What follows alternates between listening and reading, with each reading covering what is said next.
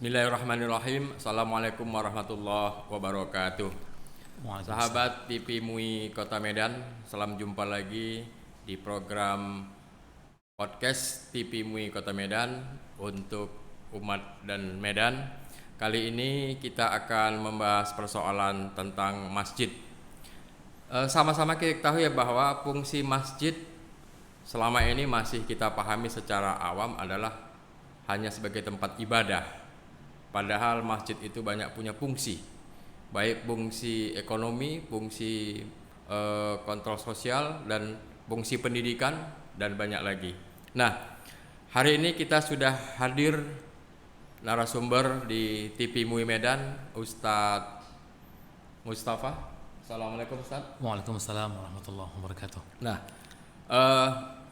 Ustadz Mustafa akan membahas persoalan 7 paradigma mengelola masjid. Jadi ini penting khususnya bagi para pengurus kemakmuran masjid atau pengurus BKM, bagaimana kita bisa memajukan masjid itu berfungsi sebagaimana mestinya. Nanti kita akan dengarkan paparan dari Ustadz Mustafa, beberapa hal yang akan disampaikan dalam bagaimana mengelola masjid dengan baik dan benar. Baik Ustadz, ini banyak problem ini memang masalah masjid ya. Iya, baik dari persoalan kegiatan di masjid, kemudian memfungsikan masjid sebagaimana mestinya, dan bahkan ada masjid yang hanya sebagai fungsi ibadah. Tetapi ada juga masjid yang memang di situ semua pusat, ada pusat ekonomi, pusat pendidikan, pusat perdagangan ada di situ. Nah, inilah yang perlu kita pahami bersama. Bagaimana menurut Ustadz ya, ada 7 paradigma pengelola masjid itu. Bisa Ustadz terangkan Ustadz? Baik, terima kasih Ustadz Sugiatmo. Bismillahirrahmanirrahim. Assalamualaikum warahmatullahi wabarakatuh. Alhamdulillahirabbil alamin, wassalatu wassalamu ala asyrafil anbiya'il mursalin wa ala alihi washabbihi ajma'in. Pemirsa TV MUI Medan yang dirahmati Allah Subhanahu wa taala. Benar yang disampaikan Ustadz Admo tadi ya, bahwa secara umum fungsi masjid kita belum ideal ya, belum sesuai dengan apa yang dicita-citakan Al-Quran dan juga Rasulullah SAW, bagaimana memakmurkan masjid dan juga memakmurkan jamaah masjid ya. Pemirsa, menurut saya paling tidak ada 7 paradigma yang hari ini harus dirubah berkaitan dengan kondisi masjid yang secara umum belum ideal tadi. Persoalan-persoalan yang terjadi di masjid hari ini itu diakibatkan ada paradigma yang salah, ada paradigma yang belum tepat. Nah, yang pertama, saya lihat bahwa mengurus masjid itu masih menjadi penguasa masjid, ya. Tetapi harusnya paradigma mengurus masjid itu harus menjadi pelayan, bukan penguasa. Ini biasanya Pak Anmo, masjid-masjid yang didirikan oleh seseorang atau beberapa orang yang biasanya adalah wakaf bapaknya atau wakaf dia sendiri atau wakaf kakeknya atau ya, ini membuat dia merasa bahwa dia adalah penguasa masjid itu. Dia punya masjid itu. Dia punya masjid itu. Padahal kakeknya, ayahnya atau dia sendiri sesungguhnya adalah berwakaf. Ketika dia berwakaf, sesungguhnya harta itu sudah milik Allah, ya. Lalu dia merasa bahwa dia menguasainya. Itulah yang biasanya membuat orang lain tak bisa masuk, ya. Orang lain tidak bisa ikut mengurus. Bahkan maafnya kadang-kadang untuk jadi imam pun tak bisa orang lain lagi. Ya, jangankan mengurus, hanya sekedar imam pun tidak boleh yang lain lagi, hanya dia yang boleh.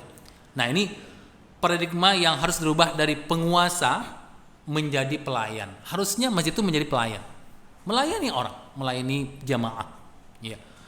Apakah itu jamaah tetap, jamaah yang tidak tetap, itu harus kita layani, ya, kita layani. Kadang-kadang kita merasa bahwa ini jamaah ini nggak jelas ini, ya, sesekali datang ini kadang-kadang seperti pelampung ini, hilang-hilang timbul ini, ya. Padahal semua jamaah harusnya menjadi mendapatkan pelayanan di masjid. Itu yang pertama. Yang kedua, nah, mengurus masjid ini biasanya Pak Anmo sekedarnya jangan pala tidak kalau bahasa kita. Iya. Kalau misalnya dia seseorang yang kaya, jangan disebut nanti tak aktif di masjid atau tak peduli dengan masjid, ikut juga lah sekedarnya. Jadi di bidang usaha begitu Pak Anwar ya. Atau bahkan kadang-kadang ustadz saja pun, setingkat ustadz atau orang-orang yang dekat dengan agama, orang-orang yang paham dengan agama, kadang-kadang juga mengambil porsi sekedarnya.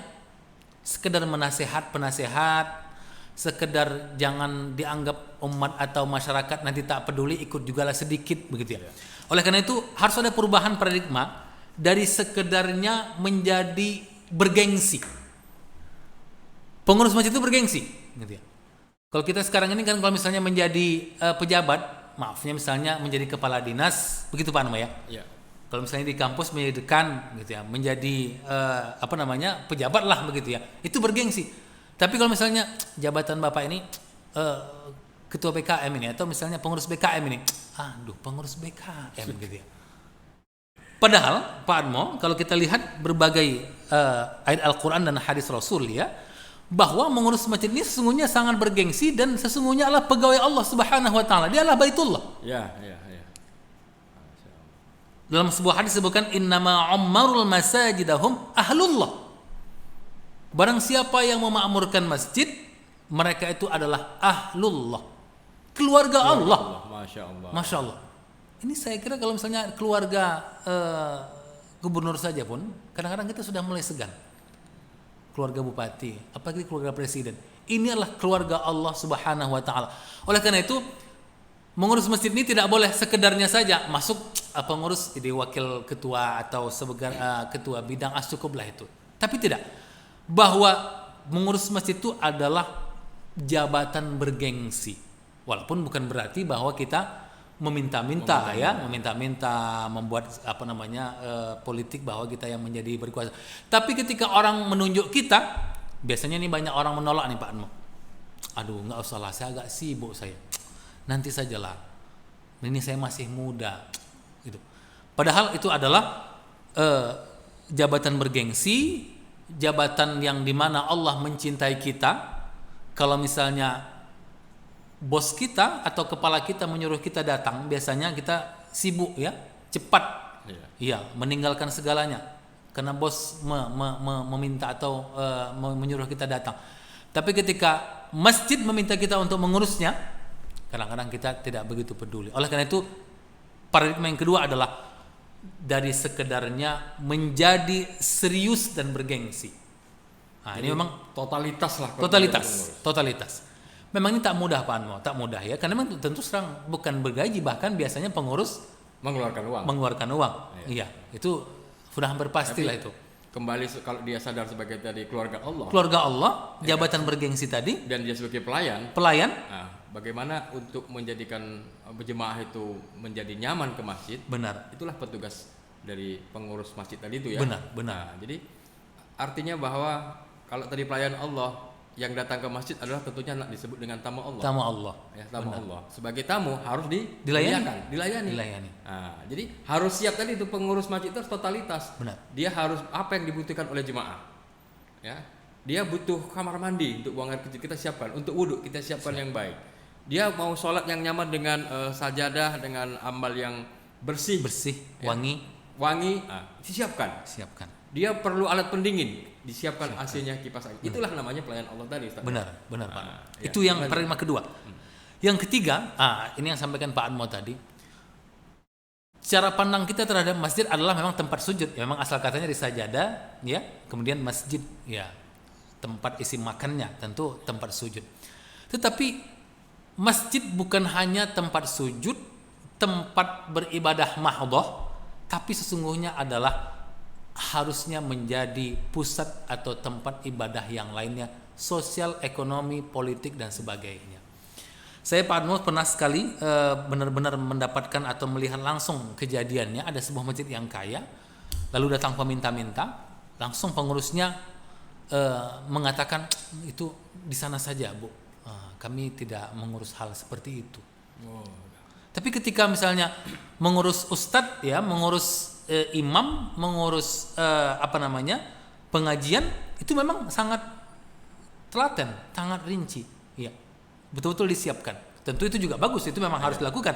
Tapi seolah-olah bahwa persoalan anak yatim, persoalan orang yang tidak bekerja, kemudian orang yang miskin, persoalan orang yang tidak makan lagi, itu it's not my business lah. Itu bukan urusan masjid lah.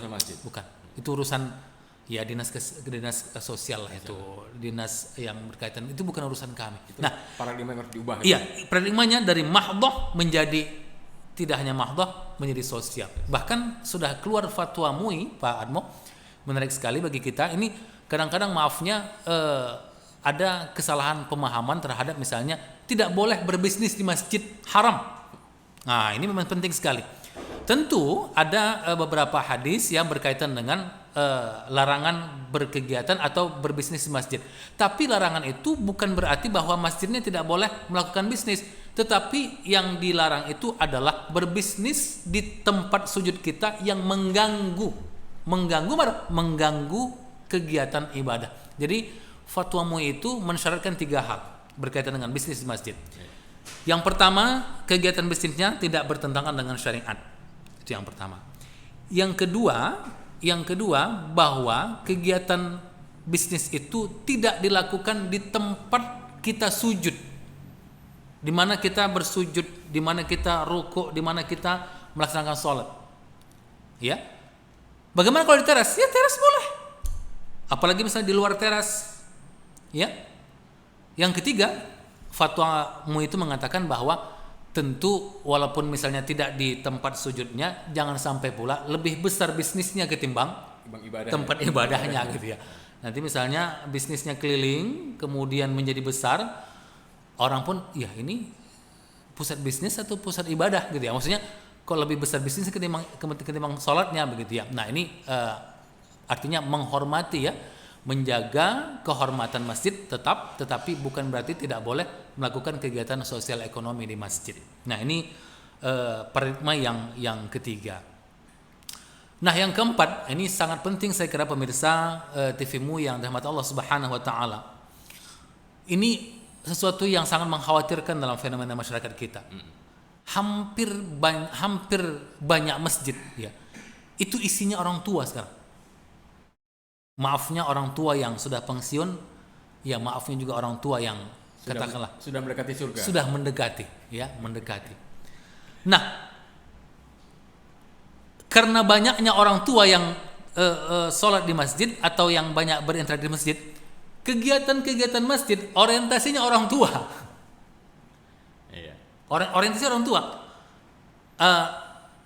Pengajiannya pengajian orang tua. Maksudnya begini, bukan orang tua, tidak ada pengajian orang tua anak muda ya, tapi maksudnya pengajiannya berorientasi ketuaan. Pembahasan biasanya yang lebih spesifik ke arah ke sana saja lah. Apakah kematian, apakah ya ibadah-ibadah mahdhah seperti biasa juga gitu ya. Dan kita melayani betul orang tua itu. Kita melayani betul. Sebaliknya, ketika misalnya ada anak muda, remaja masjid mau buat kegiatan, kalian cari sendirilah. Iya. Ustaz, kami mau buat ini, cari sendiri kalian kan anak muda. Bukan berarti itu tidak boleh ya untuk men-challenge mereka agar mereka berkreatif ya, kreativitas. Tetapi maaf sekali pemirsa yang dirahmati Allah Subhanahu wa taala, sebagian besar masjid kita itu mengalokasikan dana kepada kegiatan-kegiatan yang lebih bersifat umum dan orang tua. Itu maksud saya. Nah, ke depan harusnya masjid itu berpikir lebih, bahkan paling tidak samalah untuk menghidupkan kegiatan-kegiatan anak muda. Kalau penting difasilitasi apa yang mau anak muda. Misalnya kita pasang wifi di masjid. Benar. Kami Ustadz butuh wifi. Kami butuh belajar di masjid, kalau nggak ada wifi-nya sulit. Siapkan wifi. Ustadz kami butuh ini futsal ini, berkegiatan. Siapkan. Agar apa? Agar mereka tertaut hatinya ke masjid. Pengajian dengan gaya yang anak muda, dengan model pakai slide, ada film, dokumenter, siapkan. Kalau ada orang tua, kami tak suka dengan itu. Iya, buat saja untuk orang tua. Jangan berarti kita mengecilkan orang tua. Tapi bahwa porsi anak muda minimal sama bahkan lebih. Ini menjadi catatan penting. Mengapa? Karena anak-anak muda itulah yang akan menjadi regenerasi ke depan. Setelah orang tua kita tidak ada lagi, wafat dan sebagainya, mereka lah yang akan tampil. Jika ini kita abaikan, paradigma ini kita abaikan, maka ini bisa berbahaya. Ya, jadi kalau kita ingin ada regenerasi, ada perlu tadi anak-anak remaja masjid. Benar. Tentunya juga sekarang ini masjid itu banyak diramaikan oleh anak-anak. Benar. Anak-anak. Nah, ada problem baru, banyaknya ramai anak-anak ini. Benar. Tentang keributan. Benar. Tapi itu juga bukan berarti tidak bisa diatasi. Bagaimana pengurus masjid itu mengemasnya. Ya, anak-anak itu rajin ke masjid, kemudian tidak ribut, ya. Dan itulah calon-calon generasi berikutnya. Benar. Nah, jadi Ustadz ada pula masjid untuk memancing anak-anak ini biar ramai di masjid, karena memang tadi Ustadz bilang banyak kaum tua. Ada setiap Jumat itu disiapkan makan untuk anak-anak. Setiap hari Jumat. Jadi walaupun memang target awalnya akan memanggil biar ramai masjid. Nah, tapi ada juga anak-anak, wah masjid lah, di sana ada makan, tapi nggak masalah, kan itu karena. Ini kan salah satu jalan bagaimana masjid itu makmur dan ramai. Benar. Nah, saya kira bagaimana Ustaz? Benar, saya kira banyak banyak kreasi yang bisa kita lakukan. Bagaimana memancing atau mengajak anak-anak dan anak-anak muda ke masjid, ya, dengan berbagai bentuk kegiatan, apakah wifi, apakah makanan, apakah bentuk-bentuk yang lainnya, dan juga bagaimana memanage mereka di masjid, ya.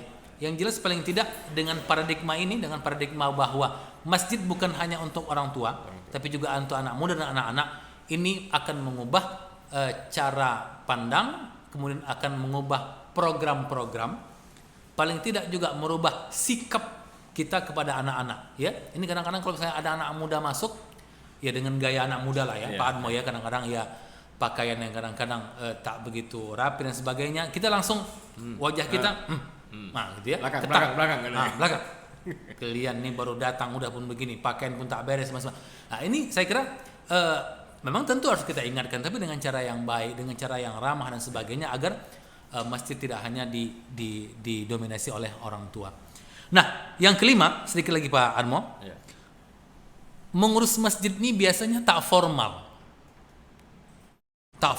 Kalau misalnya ada surat pun udahlah, tak usah pakai surat lagi. Sampai-sampai untuk sertifikat wakaf, wah tidak begitu penting. Udahlah itu. IMB tidak perlu penting. IMB udah, mana ada orang menggugat-gugat ini. Udah tahunya orang semua ini masjid ini. Nah, nanti misalnya ada surat masuk, surat keluar pun udah simpan aja udah, letakkan aja di tuh, selesai gitu ya. Jadi harusnya mengurus masjid dari berpikirnya atau paradigmanya tidak formal, harusnya menjadi formal. Bagaimana ini tanah ini, bagaimana kedudukannya ini? Mana sertifikat wakafnya? Mana IMB-nya? Ini mana suratnya? Bagaimana legalitasnya? Ini harus formal. Jangan sekedarnya, jangan tidak formal. Mengurus masjid harusnya formal. Ini kadang-kadang saya yakin betul bahwa banyak sekali masjid yang tidak punya file surat pun nggak ada. Banyak. Pokoknya udahlah itu. Ya, surat masuk, surat keluar itu udah mainkan aja gitu ya. Saya kira ini hal yang paling penting bagi kita, terutama berkaitan dengan tanahnya, IMB-nya dan sebagainya. Ini juga harus dipastikan ya. Kemudian, Pak Admo, mengurus masjid ini bukan hanya mengurus orang yang taat, benar, tapi juga mengurus orang yang mau taubat.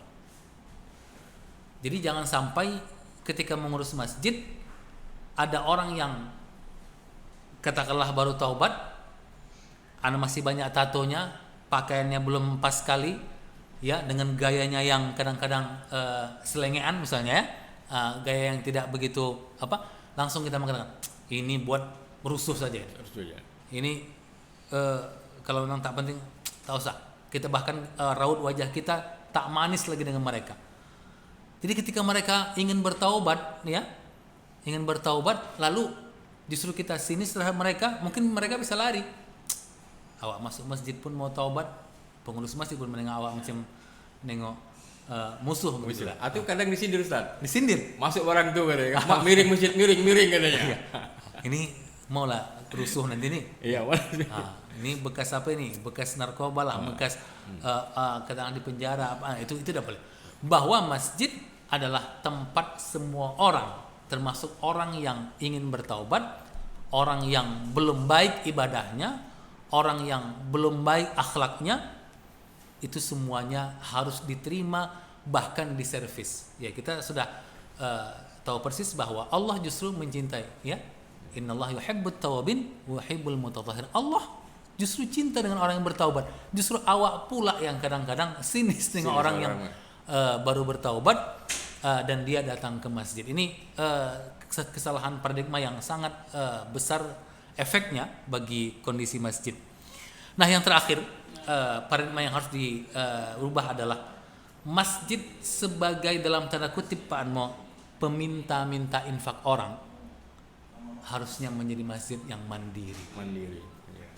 Ini untuk membuat orang atau bukan berarti melarang orang berinfak ya. Ini penting ditegaskan bahwa orang berinfak harus kita siapkan fasilitasnya. Ya, ada kotaknya, ada mungkin dana donaturnya, ada kartunya. Tapi bukan berarti kita meminta-minta, tolonglah Pak Haji. Ini dah gawat masjid kita. Iya. Ada orang yang baru jual tanah, udah kita petakan, ini banyak uangnya nih. Zakatnya. Mana zakat Bapak, kira-kira seperti itu ya. Ini baru orang naik jabatan ini, ini cocok nih kita datang ini. Ada orang yang baru kaya baru, ya bukan berarti tidak boleh ya. Kita memfasilitasi orang berinfak itu memang penting dan itu sangat bagus. Tapi alangkah baiknya infak kita siapkan, silahkan orang berinfak, tapi masjidnya mandiri. Kenapa? Karena masjidnya punya usaha sendiri. Sehingga tak berpikir awak lagi mengakal-ngakali kantong orang saja gitu ya. Ya, tapi justru kita punya usaha, ada sesuatu yang udah terus menghasilkan, kebutuhan-kebutuhan kita bisa kita tutupi, bisa kita selesaikan. Ada infak orang tentu lebih bagus dan tentu bertambah bagus, dan lebih dari itu bahwa banyak program-program yang bisa kita lakukan. Ini kadang-kadang kalau sudah mau ada program, cemana? Tak ada lagi uang nih. Gawat kita ini. Untuk nutupi uang khatib aja udah megap-megap begitu ya. Oleh karena itu, saya kira yang terakhir adalah harusnya masjid dari dalam tanda kutip banyak meminta menjadi masjid yang mandiri. Tentu dengan usaha yang terukur, yang rapi dan sebagainya, sehingga masjid menjadi mandiri dan banyak kegiatan-kegiatan yang sangat bermanfaat bagi umat. Jadi jangan kita bebankan lagi kepada jemaah. Iya, tidak dibebankan, tapi kita siapkan fasilitasnya. Iya. Kadang begini Ustaz, di rumah dia sudah diminta uang belanja, udah diminta uang sekolah. Begitu masuk masjid, panitia BKM, ketua BKM-nya pidato. Jemaah yang dimuliakan Allah, utang masjid kita sekian puluh juta, kan begitu. Ini adalah tanggung jawab bersama. Udah ditekan lagi jemaah itu kan. Nah, artinya itulah yang jangan kita meminta-minta. Tapi bagaimana kita punya solusi? Bagaimana masjid bisa mandiri tadi ya Ustaz ya? Benar. Punya usaha. Ya, apakah dia bentuknya koperasi yang dikelola dengan baik atau ada BKM Mart? Saya lihat ada masjid yang punya market. Benar. Banyak punya market yang melayani kebutuhan umat. Ya, beras. Dan ada yang unik. Misalnya dia beli beras dua karung yang seberat 5 kilo, tapi yang diterima hanya 1 karung. Yang 1 karung sisihkan untuk infak, dibagiin kepada umat. Jadi beli 2 diambil 1, beli 2 diambil 1, dan itu disiapkan oleh pengurus marketnya. Ini adalah jatahnya umat. Jadi ada orang yang kelaparan, yang tidak makannya susah, maka itu menjadi tanggung jawab BKM tadi melalui BKM Martnya. Ya Ustaz, ini menarik, banyak ini paradigma yang harus diubah. Ya, harus diubah. Bagaimana masjid bisa menjadi masjid mandiri sebagai programnya Pemko Medan salah satunya. Ada masjid mandiri sehingga kebutuhan seumat itu dapat terlayani dengan baik. Benar, Pak.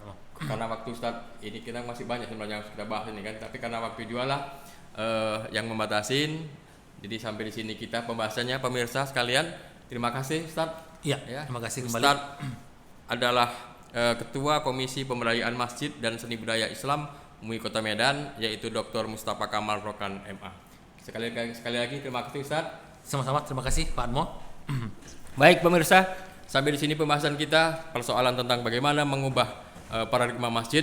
Insya Allah dari paparan tadi masjid akan menjadi mandiri dan menjadi acuan bagi umat, bukan hanya sebagai tempat ibadah, tetapi semua kegiatan masyarakat bisa dilakukan di masjid. Insya Allah kita akan bisa menuju sebagai masjid mandiri di daerah kita masing-masing. Demikian, terima kasih atas perhatiannya. Mohon maaf atas segala kesalahan. Sampai jumpa dengan program-program lain di TV MUI Kota Medan. Billahi taufiq wal hidayah. Assalamualaikum warahmatullahi wabarakatuh. Waalaikumsalam warahmatullahi wabarakatuh.